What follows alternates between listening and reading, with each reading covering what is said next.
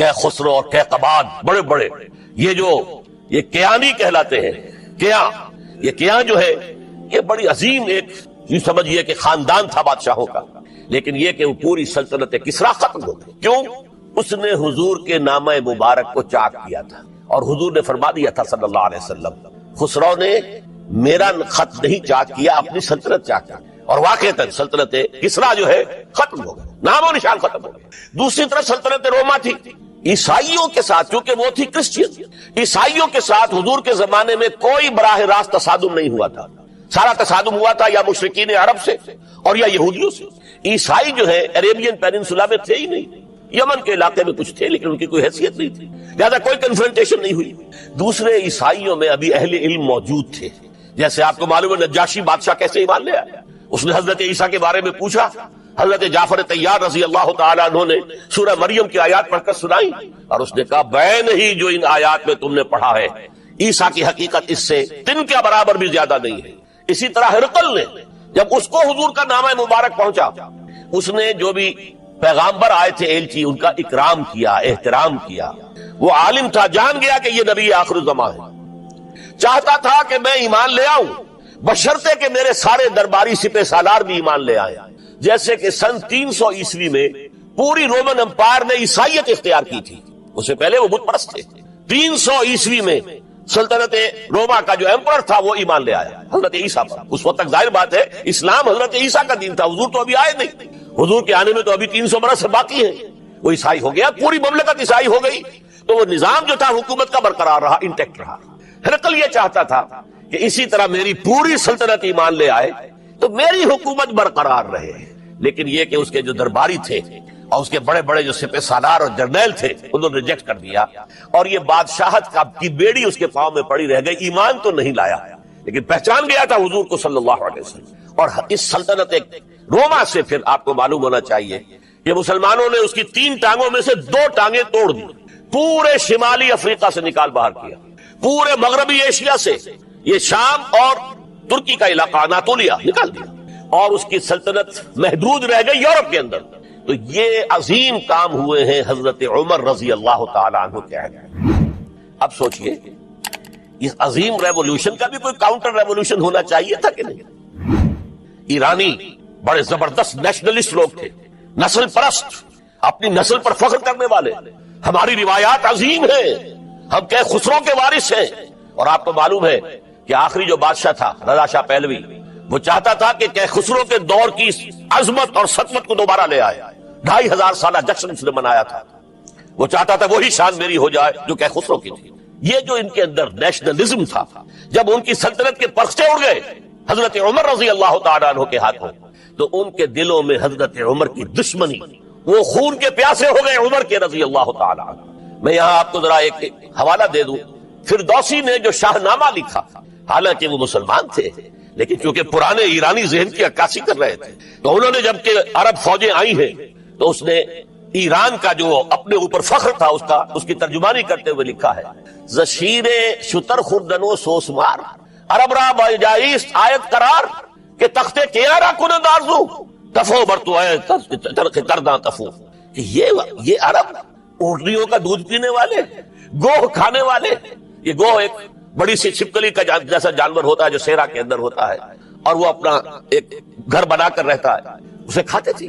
تو یہ گوہ کھانے والے، اونٹنیوں کا دودھ پینے والے عرب، آج ان کی یہ جرت، یہ جسارت، یہ ہمت کہ تخت کیارا کنند آرزو، کہ وہ آج آرزو کر رہے ہیں کہ کہ سلطنت کہ کا تخت جو ہے وہ ہمیں مل جائے. تفو برتو ہے چرخ کرداں تفو، تف ہے تجھ پر اے گردش کرنے والے آسمان، تف ہے تجھ. لہذا اب کاؤنٹر ریولوشنری موومنٹس آئی ہے. حضرت عمر کی شہادت اس کا نتیجہ ہے. ہرمزان ایک جرنیل تھا اور اس کے جنگی جرائم اتنے شدید تھے ایرانی کے کہ واجب القتل تھا. وہ گرفتار ہو کر حضرت عمر کے سامنے پیش کیا گیا. حضرت عمر نے فرمایا یہ واجب القتل ہے، اس کی گردن اڑا دی جائے. اس کی چالاکی دیکھیے، اس نے کہا امیر المومنین، اے مسلمانوں کے امیر عمر رضی اللہ تعالی عنہ، مجھے ذرا پانی پلوا دیجیے. حضرت عمر نے فرمایا پانی لا دو. ایک کٹورے میں پانی دے دیا گیا. پھر کہا دیکھیے امیر المومنین، مجھے ضمانت دیجئے کہ جب تک میں یہ پانی پی نہ لوں مجھے قتل نہیں کریں گے. فرمایا ہاں ہاں تم پانی پی لو، جب تک یہ پانی تم نہیں پیو گے ہم قتل نہیں کریں گے. اس نے وہ کٹورا پھینک دیا. نہ اب میں یہ پانی پی سکتا ہوں نہ آپ مجھے قتل کر سکتے ہیں، کیونکہ آپ کا عہد یہ ہے کہ جب تک میں یہ پانی نہیں پیوں گا آپ مجھے قتل نہیں کرے گا۔ اس ہیلے سے جان بچا گیا۔ پھر اس شخص نے ابو لولو فیروز ایک غلام تھا، اسے اس کام کے لیے تیار کیا۔ حضرت مغیرہ ابن شعبہ کا غلام تھا وہ، اور حضرت مغیرہ نے اس سے روزانہ کی ایک اجرت کہ تم کام کرو، مجھے صرف 7 آنے روزانہ دے دیا کرو۔ اس نے آ کر حضرت عمر سے کہا کہ میرا جو آقا ہے مغیرہ ابن شعبہ یہ مجھ سے بہت زیادہ طلب کرتا ہے۔ حضرت عمر نے پوچھا کیا دیتے ہو؟ 7 آنے۔ تم کرتے کیا ہو؟ کہ میں نجار بھی ہوں، میں لوہار بھی ہوں، میں یہ کام کرتا ہوں۔ فرمایا اتنے پیشوں کا جاننے والا اس کے لیے یہ روزانہ کا ٹیکس یہ زیادہ نہیں ہے، یہ تمہیں دینا چاہیے۔ اس نے کہا میں چکیاں بھی بناتا ہوں۔ حضرت عمر نے فرمایا پھر ایک چکی ذرا مجھے بھی بنا دینا۔ کہنے لگا آپ کے لیے تو میں ایسی چکی بناؤں گا کہ جس کی آواز دنیا بھر میں جائے گا۔ وہ شخص ہے اور ہرمزان کی سازش کے تحت وہ ایرانی جسے بعد میں ایرانیوں نے کیا کہا، جس نے قتل کیا حضرت عمر فاروق کو، حضرت ابو لولو فیروز۔ آج بھی ایران میں اس کی قبر کی تفسیریں بکتی ہیں تعداد کے اندر۔ حضرت ابو لولو فیروز وہ آیا ہے مسجد نبوی میں، اور آ کر اس نے جبکہ حضرت عمر رضی اللہ تعالیٰ عنہ امامت فرما رہے ہیں حملہ کیا، 5-6 وار خنجر کے کیے۔ حضرت عمر رضی اللہ تعالیٰ شدید مجروح ہو گئے۔ یہ انتقام تھا جو عجم نے، وہ سلطنت کے جس کے ٹکڑے ختم ہو گئے تھے، جس کا ٹکڑے کر دیے گئے تھے، اس نے انتقام لیا عالم اسلام سے۔ سمجھا انہوں نے یہ تھا کہ شاید یہ پوری عمارت اسی ایک ستون پر کھڑی ہے، حضرت عمر ہی کے ستون پر کھڑی ہے، اس ستون کو گرا دو گے پوری عمارت گر جائے گی۔ لیکن ثابت ہوا نہیں، یہ محمد کی بنائی ہوئی عمارت ہے صلی اللہ علیہ وسلم۔ یہ بہت قوی ہے، اس کی بنیادیں بہت مضبوط ہیں، کوئی ذرا سی تریڑ بھی نہیں آئی، ذرا سی تریڑ بھی نہیں آئی۔ حضرت عمر فاروق کی شہادت کے بعد حضرت عثمان رضی اللہ تعالیٰ عنہ کا دور خلافت شروع ہوا، اور جوں کا توں جو قافلہ چل رہا تھا آگے چلتا چلا گیا۔ حضرت عثمان رضی اللہ تعالیٰ عنہ کے بارے میں بہت قیل و قال ہے، ان پر تنقیدیں بھی کی، اپنوں نے بھی کی ہے، دشمنوں نے بھی کی، لیکن بات جان لیجئے یہ تاثر غلط ہے کہ ان کے پورے دور خلافت کے اندر فتنہ رہا یا ہنگامہ رہا، قتل غلط۔ 10 برس خلفائے راشدین میں طویل ترین دور خلافت حضرت عثمان کا ہے رضی اللہ تعالیٰ عنہ۔ 12 برس حضرت ابو بکر کے تو 2.25 برس تھے، حضرت عمر کے 10 برس تھے، ان کا 12 برس، اور 12 میں سے 10 سال ایسے تھے بعین ہی جیسے حضرت عمر کے 10 سال تھے۔ امن و امان ہے، سکون ہے، چین ہے، اور قافلہ اسلام بڑھ رہا ہے، فتوحات کا دائرہ بڑھتا چلا جا رہا ہے، فتوحات سیلاب کے مانند آگے بڑھ رہی ہے۔ تھمتا نہ تھا کسی سے سیل رواں ہمارا یہ سیل رواں کوئی روکنے والی کوئی طاقت دنیا میں رہی نہیں تھی۔ کسرا ختم، سلطنت ایران ختم، اور دوسری سپر پاور سلطنت روما، اس کی 3 میں سے 2 ٹانگیں توڑ دی گئی، 1 رہ گئی۔ اب کون تھا؟ خارج میں کوئی طاقت نہیں تھی جو اسلام کے اس سیلاب کو اور پوری نوع انسانی پر اتمام حجت اور اللہ کے دین کو پہنچانے کے راستے میں رکاوٹ بن سکتی۔ اب ایک فتنہ اٹھا۔ دیکھیے حضور کی کنفرنٹریشن 3 مذاہب سے ہوئی تھی۔ ایک مذہب مشرکین کا، شرک کا قلع کما کر دیا گیا جزیرہ نما عرب سے، ختم ہو۔ انہوں نے کاؤنٹر ریولوشنری موومنٹس اٹھائیں، حضرت ابو بکر کے زمانے میں ان کو کرش کر دیا حضرت ابو بکر صدیق رضی اللہ تعالیٰ عنہ، چاہے ہزاروں صحابہ شہید ہوئے۔ اس کے بعد دوسری طاقت کون تھی؟ مذہبی یہودی۔ یہود کے 3 قبیلے مدینے میں آباد تھے، بنو قینقاع، بنو قریظہ، بنو نذیر۔ 2 کو مدینے سے نکال دیا گیا ان کی بدعہدی کی وجہ سے، حالانکہ حضور نے مدینہ تشریف لاتے ہی ان سے معاہدے کر دیے تھے۔ ان کا میثاق مدینہ یہ در حقیقت ایک پیکٹ تھا، جوائنٹ ڈیفنس آف مدینہ کا۔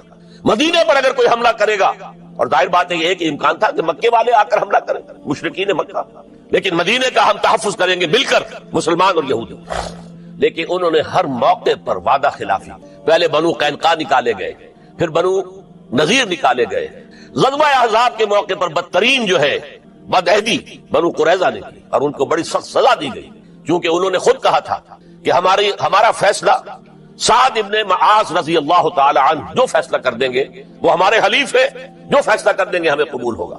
اور حضرت سعد نے تورات کے حکم کے مطابق فیصلہ کیا کہ ان کے جتنے جوان ہیں وہ قتل کر دیے جائیں۔ بڑی سخت سزا تھی کہ جو دی گئی ہے، اس میں کوئی شک نہیں۔ پھر ان کا اڈا تھا بہت بڑا خیبر میں، وہ نکال دیا گیا، وہاں سے انہیں نکالا گیا، اس کے اوپر مسلمانوں نے قبضہ کیا۔ جیسا کہ میں نے عرض کیا عیسائیوں سے کوئی کنفرنٹیشن نہیں ہوئی تھی، لیکن ان 2 کے ساتھ ایک مشرکین عرب کا خاتمہ ہوا اور ایک جزیرہ نما عرب سے یہودیوں کا خاتمہ ہوا۔ لہذا ان کے اندر جلن تھی، انتقام کی آگ تھی۔ سب سے بڑا تو حسد تھا کہ 2000 سال سے نبوت اور رسالت ہمارے پاس تھی، موسیٰ سے لے کر عیسیٰ تک علیہ الصلوۃ والسلام 1400 برس ہماری تاریخ کے وہ ہیں کہ کوئی ایک لمحہ بھی نہیں تھا کہ کوئی نبی موجود نہ ہو. نوٹ کیجئے اس بات. حضرت موسیٰ 1400 قبل مسیح میں اور حضرت عیسیٰ سن عیسوی کا آغاز، ان 1400 سالوں میں مسلسل نبوت بنی اسرائیل میں رہی. یہ حدیث ہے بخاری شریف کی، کانت بنو اسرائیل تسوسہم الانبیاء. بنی اسرائیل کی حکومت، ریاست، سیاست کا کام انبیاء کرتے تھے. اذا ہلک نبی خلفہ نبی، جب بھی نبی کا انتقال ہوتا تھا ان کا خلیفہ دوسرا نبی ہوتا تھا. یہ چین ٹوٹی نہیں. 1400 برس آپ کو معلوم ہے حضرت داؤد بادشاہ بھی ہے، خلیفہ بھی ہے، نبی بھی ہے. ان کے بیٹے حضرت سلیمان بادشاہ بھی ہے، نبی بھی ہے، خلیفہ بھی ہے. اسی طریقے سے یہ سلسلہ چلتا رہا. تورات انہیں دی گئی، انجیل انہیں دی گئی، زبور انہیں دی گئی، بے شمار صحیفے اور دوسرے چھوٹے نبیوں کو دیے گئے. لیکن پھر اللہ تعالیٰ نے نبی آخر الزماں کی حیثیت سے محمد الرسول اللہ کو چن لیا، جو اسرائیلی نہیں تھے، جو اسماعیلی تھے. حضرت ابراہیم کے بڑے صاحبزادے حضرت اسماعیل علیہ السلام کی اولاد میں سے. اس پر انہیں سخت رنج، حالانکہ وہ پہچانتے تھے حضور کو. ان کی کتابوں میں جو نشانیاں لکھی تھی وہ پوری حضور پر جو ہے متفق ہو رہی تھی. قرآن کہتا ہے یعرفونہ کما یعرفون ابناءہم، وہ ایسے پہچانتے ہیں محمد کو صلی اللہ علیہ وسلم جیسے کہ اپنے بیٹوں کو پہچانتے ہیں. لیکن انہوں نے نہیں مانا. بدترین دشمن، حسد کی آگ میں جلنے والے، اور آج تک وہی معاملہ ہے. ان کی نیچر تبدیل نہیں ہوئی ہے. اب جو کچھ قیامت صغریٰ آنے والی ہے مڈل ایسٹ میں، عراق پر حملے کے بعد جو کچھ ہوگا، اس سب کی سازش کس نے کی ہے؟ یہود. یہ ساری اسرائیلی سازش. بہرحال یہ علیحدہ بات ہو جائے گی. اب انتقام یہودیوں کا آیا. یہودیوں کو یہ معلوم تھا ہم تعداد میں اتنے کم ہیں اور ڈسپرسڈ ہیں. سن 70 عیسوی میں ایک رومن جنرل ٹائٹس، اس نے حملہ کر کے یروشلم بیت المقدس کی اینٹ سے اینٹ بجائی. 1,33,000 یہودی ایک دن میں قتل کیے.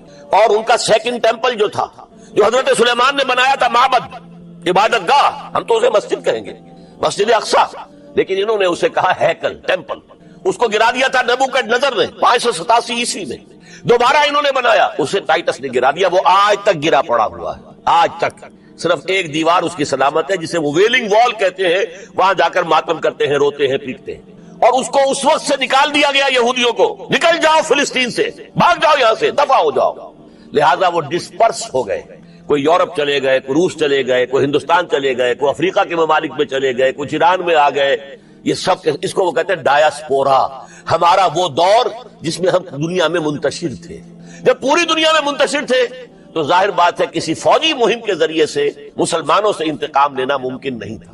لیکن انتقام لیا ایک ایسی سازش کے ذریعے سے. ایک ایسا فتنۃ الکبریٰ برحق جو ہے برپا کیا ہے، جس کا کہ میں ابھی آپ سے اندازہ کرتا ہوں، جس کے نتیجے میں حضرت عثمان رضی اللہ تعالیٰ عنہ شہید ہوئی. اس کو یوں سمجھیے کہ حضور کے دور میں جن لوگوں نے شہادتیں پیش کی، انہوں نے اسلام کو قائم کرنے کے لیے شہادتیں دی. اب دور خلافت راشدہ میں جو شہادتیں پیش کی گئی وہ اسلام کو قائم رکھنے کے لیے. جو عمارت بن گئی ہے اب گرنے نہ پائے، اسے دشمن گرا نہ دے، اس ڈیفنس کے اندر، اس تحفظ کے اندر جانے دی، ہزاروں نے دی. ان پر تنقید کا حق آپ کو حاصل ہے، ان سے اختلاف کا حق آپ کو حاصل ہے. وہ حاکم مطلق نہیں ہے، وہ عامل نہیں ہے. آپ کو معلوم ہے کہ حضرت عمر پر ان کے کرتے کے اعتبار سے جو ہے وہ تنقید ہو گئی تھی. تنقید کرنے والا کون تھا؟ سلمان فارسی رضی اللہ تعالی عنہ، جن کے بارے میں حضور نے فرمایا سلمانو منا اہل البیت، یہ تو ہمارے اہل بیت میں سے اتنا قریب تھی. حضور حضرت عمر خطبہ دے رہے ہیں اور وہ کہتے ہیں کھڑے ہو کر لا سمع ولا طاعہ، نہ سنیں گے نہ اطاعت کریں گے. کلمہ بغاوت ہے. تو کوئی ناگواری کا احساس نہیں. مجمع عام میں بات ہو رہی ہے. کیوں کیا بات ہے؟ یہ جو کرتا آپ نے پہنا ہے یہ ان یمنی چادروں سے بنا ہے جو مال غنیمت میں آئی تھی، اور جتنی ٹکڑا جو ہے ہر مسلمان کو ملا اس سے کرتا نہیں بنتا. اور آپ ہے بھی طویل القامت، آپ کا کرتا کیسے بن گیا؟ فرماتے ہیں عبداللہ سے، اپنے بیٹے سے، عبداللہ ابن عمر رضی اللہ تعالیٰ عنہ، عبداللہ تم وضاحت کر دو. وہ کھڑے ہو کہتے ہیں نا میرا کرتا بن رہا تھا نا ابا جان کا، میں نے اپنے حصے کا کپڑا ابا جان کو دیا ہے، اس سے ہی کرتا بنا. الآن نسمع ونطیع. بس اب اس کے بعد آپ فرمائیے، آپ جو کہیں گے سنیں گے اور اطاعت کریں گے. یہ متوازن نظام، نہ ڈکٹیٹریت ہے کہ کوئی بول نہیں سکتا. تم اور حاکم وقت پر تنقید کر رہے ہو اور بربرا کر رہے ہو. ایک عورت پکڑ لیتی ہے حضرت عمر کو رضی اللہ تعالیٰ عنہ، حضرت عمر نے آرڈیننس نافذ کر دیا تھا کہ اتنے سے زیادہ، اتنی رقم سے زیادہ مہر نہیں رکھا جا سکتا. کہ عمر تم کون ہوتے ہو ہمارے حق کے اوپر پابندی لگانے والے؟ جب قرآن میں ہے وَآتَيْتُمْ إِحْدَاهُنَّ قِنْطَارًا، چاہے تم نے اپنی کسی بیوی کو ڈھیروں سونا دیا ہو تب بھی طلاق کی شکل میں واپس نہیں دے سکتے. قنطار کہہ رہا ہے، آپ کون روکنے والے؟ اور حضرت عمر فرماتے ہیں آج ایک عورت نے عمر کو دین سکھایا، آرڈیننس واپس. اسی طریقے کا معاملہ حضرت عمر کا یہ اجتہاد تھا کہ یہ جو زمینیں اتنی بڑی بڑی جو ہے سواد، عراق، ایران، مصر سب فتح ہو گئے، چند ہزار صحابہ. اب مطالبہ یہ تھا کہ یہ مال غنیمت ہے ہمارے اندر تقسیم کر دیجیے. جیسے حضور نے غزوہ خیبر میں جو زمینیں تھیں یہودیوں کی وہ مجاہدین میں تقسیم کر دی تھی. دلیل موجود، دلیل بھی سنت رسول سے ہے صلی اللہ علیہ وسلم. حضرت عمر کی حکمت کچھ اور کہہ رہی ہے. یہ بات تو میں اپنے انداز سے کہہ رہا ہوں کہ اگر ایسا ہو گیا تو تاریخ انسانی کی سب سے بڑی جاگیرداری قائم ہو جائے گا. کتنے بڑے بڑے رقبے جو ہے صحابہ کو مل جائے گا. لیکن انہوں نے جو بات بیان کی وہ یہ تھی اگر یہ سارا تقسیم ہو گیا تو بعد میں آنے والوں کے لیے کیا رہے گا، اور جو فوجیں اب ہمیں پورے نظام کے لیے رکھنی پڑے گی ان کو کون سپورٹ کرے گا، ان کے لیے کہاں سے خرچہ آئے گا. تو انہوں نے طے کیا کہ یہ مال جو ہے مال فے ہے، یہ بیت المال کا ہے. جو مال غنیمت ہے وہ صرف وہ ہوگا جو عین محاذ پر حاصل ہوا ہے، ہتھیار ہیں یا بھیڑیں بکریاں ہیں یا اور جانور ہیں، یا وہاں پر جو پکڑے جائیں گے قیدی وہ غلام ہوں گے، وہاں پر اگر عورتیں ہوں گی پکڑی جائیں گی، خریدیں ہوں گی. یہ نہیں کہ پورے ملک جو ہے وہ غلام بنا دیے جائیں اور پورے ملک کی جو زمینیں تقسیم کر دی جائیں. بعض صحابہ کھڑے ہو گئے نہیں. اب حضرت عمر نے ٹریبونل قائم کیا، 5 صحابہ اوس میں سے 5 خزرج میں سے بیٹھ جائیے. وہاں اپنا بھی وہ پیش کیا نقطہ نظر، باقی انہوں نے بھی کیا. وہ ٹریبونل نے فیصلہ کیا کہ عمر کی رائے صحیح ہے رضی اللہ تعالیٰ. یہ نظام سید القوم خادمہم، یہ اگر کوئی کہتا، اگر یہ مثالیں نہ ہوتی تو کہتے کیا تمہارا دماغ خراب ہوا ہے، یہ شاعری تو تم نے اچھی کر لی ہے، سید القوم خادمہم کبھی ہوا ہے؟ لیکن عمر نے بڑھ کے دکھایا. رات کے گشت پر ہے اور ایک عورت کے کراہنے کی آواز آئی ہے، معلوم ہوا کہ درد ذہن میں مبتلا ہے، کوئی اس کو اٹینڈ کرنے والی کوئی خاتون نہیں ہے. گھر سے گئے ہیں، فرسٹ لیڈی اپنی اہلیہ کو لے کر آئے ہیں، انہوں نے اٹینڈ کیا ہے. اور اس کے بعد بچہ ہو گیا تو اندر سے ان کی اہلیہ کا امیر المومنین مبارک کو بیٹا ہوا ہے. ایک اور دفعہ اسی طریقے سے گشت پر تھے، ایک گھر میں سے بچوں کے رونے کی آواز آئی. معلوم کیا کہ ایک خاتون ہے اور بچے ہیں، کھانے کو کچھ ہے نہیں. اس خاتون نے کہا میں نے یہ آگ کے اوپر جو ہے ہانڈی رکھی اس میں پانی ہے اور بچوں کو میں بہلا رہی ہوں کہ کچھ پک رہا ہے، ٹھہرو ذرا صبر کر لو، اسی طرح سو جائیں گے بھوکے. کام گیا گئے بیت المال سے اور بوری گندم کی لے کر اپنے کندھے پر اپنے غلام سے کہا میرے کندھے پر رکھو. اس نے کہا میں لے چلتا ہوں حضور. نہیں، قیامت کے دن تم میرا بوجھ نہیں اٹھا سکو گے. اور وہ اپنے کندھے پر لاد کر لائے ہیں اور وہاں کھانا تیار کروایا، بچوں کو کھلایا ہے. یہ نظام، یہ ہے رحمت للعالمین کا مظہر. یہ جان لیجئے سیرت محمدی صلی اللہ علیہ وسلم کے جب آپ مطالعہ کرتے ہیں کہ وہ سارا انقلابی جد و جہد کا دور ہے، اس میں ابھی نظام کی جو خوبیاں ہیں وہ پورے طور پر سامنے نہیں آئی تھی. ابو بکر صدیق رضی اللہ تعالیٰ عنہ کا دور خلافت جو ہے وہ بھی کاؤنٹر ریولوشنری موومنٹس کو ختم کرنے میں صرف ہو گیا ہے، جسے انگریزی میں کہتے ہیں للی ان بلوم. نظام اسلام، اسلام کا نظام عدل اجتماعی جو ہے ایک کھلے ہوئے پھول کی طرح نظر آئے گا حضرت عمر رضی اللہ تعالیٰ عنہ کے دور خلافت. مساوات کا اندازہ آپ کر سکتے کوئی؟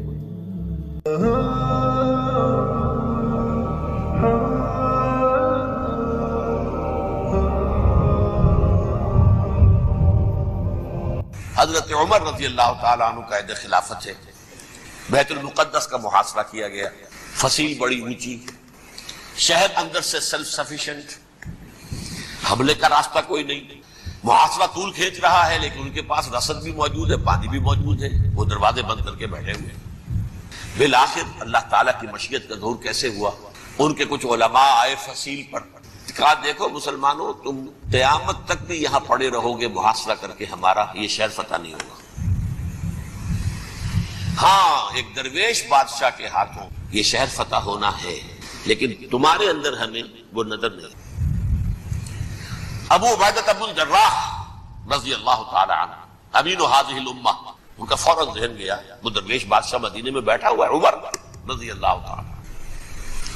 اب ایک اور عمر بھی ہے جو قندھار میں بیٹھا ہے، نقشہ وہی ہے، سادگی کی حد تک نقشہ وہی، بالکل وہی، اپنی آنکھوں سے دیکھا ہے وہی سادگی. عمر اول عمر ثانی تھے عمر بن عبدالعزیز. اب ایک یعنی یہ کہ اگر نماز پوری پڑھی جا رہی ہے، اہتمام سے پڑھی جا رہی ہے، دشمنوں کو موقع مل جائے گا کہ وہ آ کر حملہ آور ہو اور تمہیں شدید نقصان پہنچائے، تو اس حالت میں تمہارے لیے اجازت ہے کہ تم چاہو تمہارے لیے یہ کہ تم نماز کم کر دو. ان الکافرین کانوا لکم عدوا مبینا، یقیناً کافر تو تمہارے کھلے دشمن ہیں، وہ تو ذات میں ہے، جو بھی موقع انہیں مل جائے گا اس سے انہوں نے فائدہ اٹھانا ہے.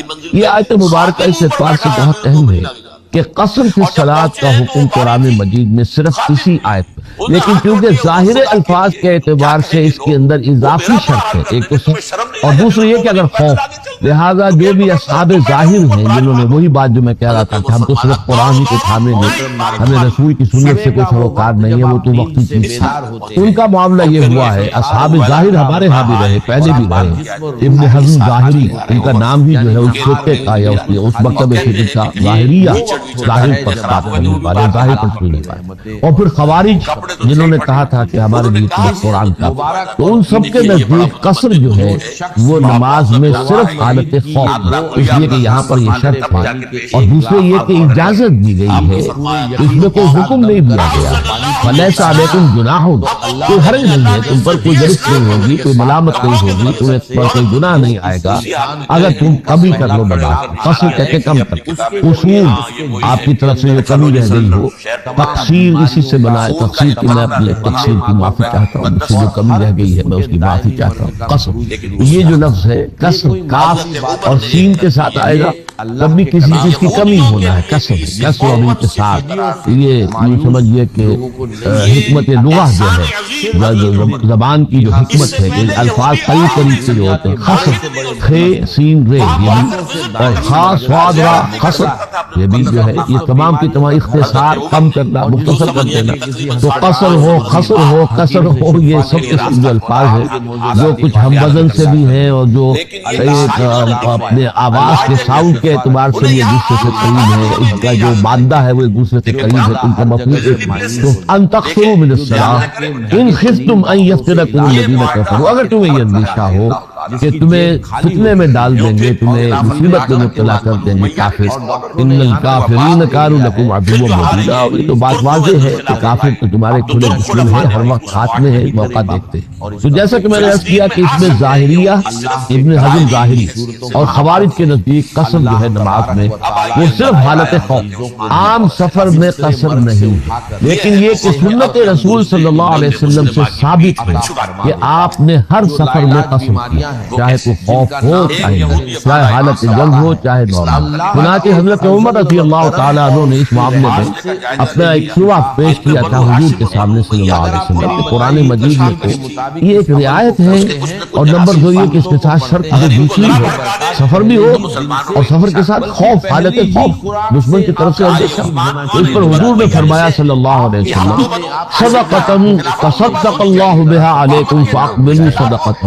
اے عمر، یہ اللہ کا ایک صدقہ ہے جو اس نے اپنے بندوں پر کیا ہے، کہ تم قبول کرو اس کے صدقے کو. اس نے نماز میں کمی کی اجازت کی. باقی رہ گیا یہ کہ فلا جناح علیکم ان تقصروا، یہ قرآن مجید کے خاص اسلوبوں میں سے ہے، شاہانہ انداز کلام. کوئی حرج نہیں اگر تم یہ کر لیا کرو، اور یہ انداز بھی بسا اوقات حکم کے لیے ہوتا ہے، جیسے کہ سورہ بقرہ میں آیا ہے ان الصفا والمروہ من شعائر اللہ فمن حج البیت او اعتمر فلا جناح علیہ ان یطوف بہما.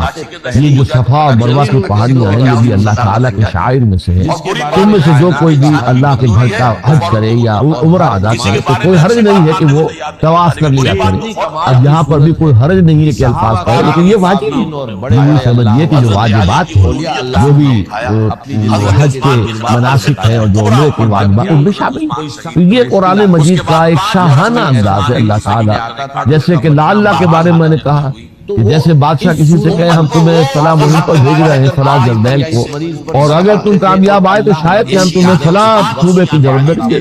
اب یہاں کوئی شاید جو ہے یہ حقیقی وعدے کے طور پر ہوتا ہے، اگر تم کامیاب ہوئے تو شاہانہ انداز کلام میں یہ شاید جو ہے یہ صرف احتمال کے معنی میں نہیں ہوتا بلکہ یقینی وعدے کا ہے۔ تو یہ انداز کلام ہے قرآن کا۔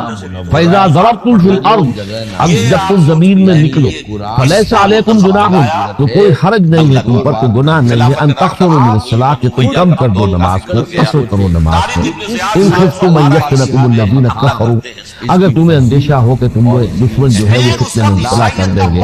إِنَّ الْكَافِرِينَ كَانُوا لَكُمْ عَدُوًّا مُبِينًا، یقیناً کافر تو تمہارے کھلے دشمن ہیں۔ اس ضمن میں حضرت ابن عباس رضی اللہ تعالی عنہ کا بھی علماء کا بھی ایک اثر ہے کہ انہوں نے فرمایا کہ حضور صلی اللہ علیہ وسلم مدینے سے مکے تک کا سفر کیا اور اس میں کوئی خوف نہیں تھا اس سفر میں سوائے اللہ کے خوف کے، یعنی کامل امن تھا، کوئی جنگ کوئی کسی طرف سے خدشہ نہیں تھا۔ فرمایا ان النبی خرج من المدینہ الی مکہ لا یخاف الا رب العالمین، اللہ کے سوا کسی اور کا کوئی خوف نہیں تھا۔ فصلی رکعتین، تو آپ نے تو وہ ہی رکعتیں پڑھی ہیں جو عصر کی دو مغرب جو ہے اور ظہر ہو عشاء ہو دو رکعتیں۔ تو قصد جو ہے در حقیقت یہ سمجھ لیجئے کہ یہ قرآن مجید کی روح سے جو قرآن مجید کا حکم ہے اس کے ظاہر پر اگر جائیں گے تو یہ سفر جمع خوف دو شرائط کے ساتھ مشروع ہے۔ سنت رسول کو اس کے ساتھ شامل کریں گے تو ہر سفر کے اندر آپ کو باقی اب اس کی تفاصیل احناف کے نزدیک یہ جو ہے قصر یہ واجب، یعنی اگر آپ نے قصر نہیں کیا تو گویا کہ آپ کی نماز نہیں، آپ نے عصر کی 4 رکعتیں پڑھ لی ہے تو آپ کی نماز نہیں ہے، لوٹائیے اور 2 رکعتیں پڑھیے۔ بعض کے نزدیک جیسے کہ امام شافعی رحمۃ اللہ علیہ ہے کہ یہ واجب نہیں ہے، البتہ نہ کرنا مکروہ ہے کہ اللہ تعالیٰ کی طرف سے ایک رعایت ہے اور آپ رعایت سے فائدہ نہیں اٹھانا چاہ رہے۔ اس میں گویا کہ ایک طرح کا تکبر سا ہے اپنی اللہ تعالیٰ کی شان میں کے سامنے جو ہے گستاخی کا انداز مکروہ ہے، لیکن واجب نہیں۔ اگر آپ نے پوری نماز پڑھ لی تو نماز ادا کریں۔ اب یہ فقہی اختلافات ہیں، پھر یہ کہ قصر کیسے ہوگی؟ ظاہر بات ہے کہ صرف 4 رکعتوں والی نماز میں قصر ہے، 2 رکعتیں آپ کر لیں گے۔ مغرب کی نماز میں قصر کی کوشش کر لیں گے، 3 رکعتیں رہیں گی۔ فجر کی ہے ہی 2، وہ 2 کی 2 رہیں گی۔ پھر اس کے ساتھ یہ مسئلہ یہ اٹھتا ہے کہ آیا صرف فرائض کے اندر یہ قصر ہوگا یا یہ سنن اور نوافل وغیرہ جو ہیں وہ بھی؟ اب اس میں بھی بہت سی رائے ہیں۔ بعض کے نزدیک یہ فرض ہی کے اندر قصر ہو گیا تو پھر سنت اور نفل جو ہے وہ ظاہر بات ہے کہ اس سے بہت کم چند درجے کی چیزیں ہیں، ان میں از خود ہو جائے گا وہ۔